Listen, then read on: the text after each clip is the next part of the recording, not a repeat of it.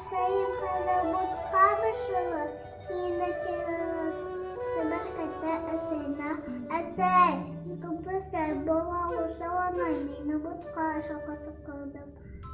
Mesela yavaş kadın, mesela yıla boğan.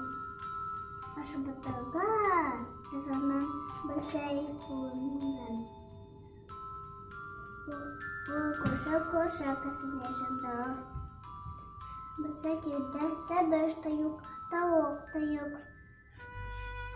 Sen bu söz kullanırken sus kalmıyor ama mesela şimdi sebeş durmada sus kalıyordum. Apçı. Kuşak var da lap gitar. Mesela altta nata kamay